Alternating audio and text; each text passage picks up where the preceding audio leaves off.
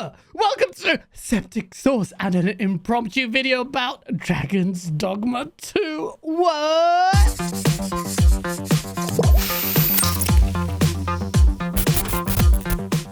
I didn't intend to make this video, but I got to play it a few hours early today, and I thought, let me check out what this is all about. A lot of people talk about this game. I have no idea. I had no idea about Dragons Dogma. I never played Dragons Dogma 1, and other than talking about it on Go Live on the shows and watched a trailer that looked crazy, but I thought, what is this game about? To this day, I didn't know what it was about until I got to play it today. And yeah, I'm not really that into the whole orcs and wizards and all that stuff, but there are exceptions. This is a special game. Right from the get-go, character customization.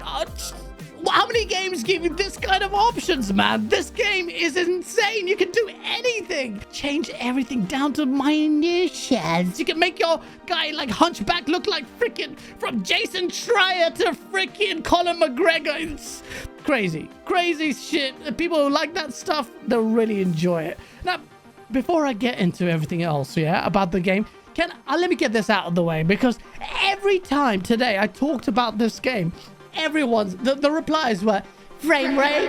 What about the FPS? Is it pretty bad? Is it really, how can you play at 30 FPS? Is the frame rate bad? I'm here to tell you, the frame rate is ass, straight ass. Of course it is. Have you seen the gameplay for this? In some bits it just stutters. Like if you go into town, it's like opening a flip book sometimes, bruv. Like, the game stutters a lot. In some encounters, it stutters a lot. And in the encounters, it stutters a lot because, guess what?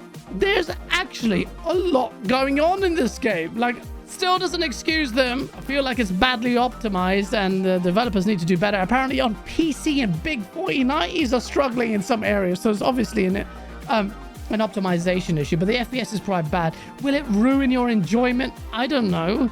You console peasants all of a sudden have had an epiphany when people were talking about 60 FPS on the PC side for ages. Now you just be like, stick your nose up onto freaking anything sub 60. Well, does it detract for the fun? Not for me.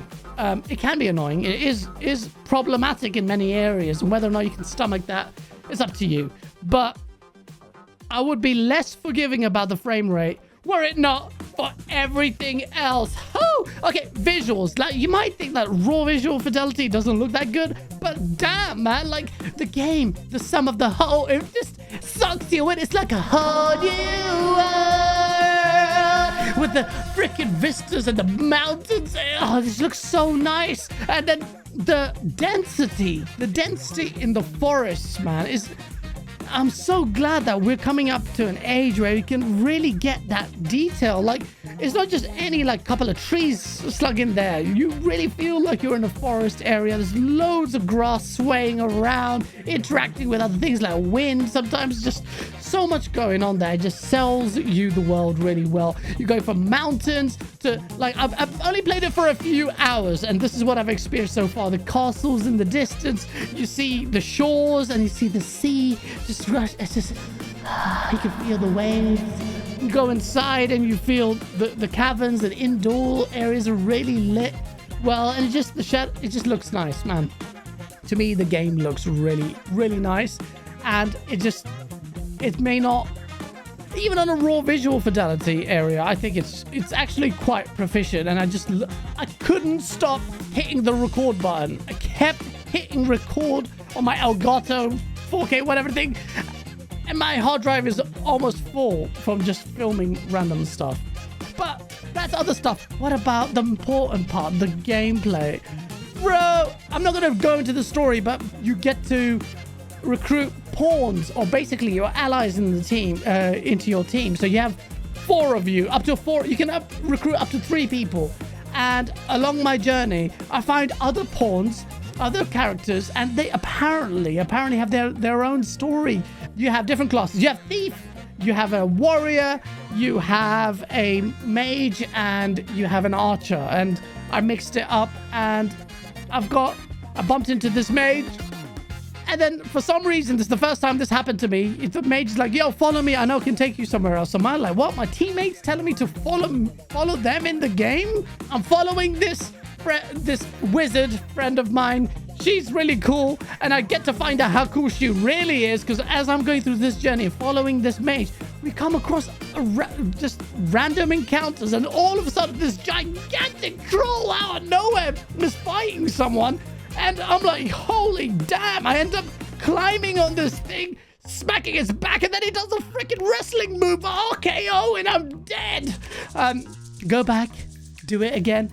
Lo and behold, that battle's happening again this time. I'm not an idiot. We're fighting, and then that's when I realized how strong this mage is. She's healing me. There's electricity flying everywhere. There's flames flying everywhere. And then random freaking encounters. Random people are just coming in, walking by, and then they jump in. And the whole thing is crazy. Frame rate gets tanked to crap because so much shit is going down. But it's amazing, man. I just couldn't believe it. Such an epic feeling, free-flowing. And this wasn't a boss. This was just something that was happening in the game world. And then, oh, by the way, if you're new to Dragons Dogma when you're playing this game, make sure to rest at an inn. And I made the mistake of not resting at the inn, so my health, your health can deplete in encounters. But if you don't rest up and go to sleep, there's a cap to how much you can heal. Anyone who watches my streams knows that I don't follow instructions, don't read stuff at all. I just literally go head in and make the game 10 times more difficult for myself. And the same thing happened here. So I had this tiny bit of health in this game. But guess what?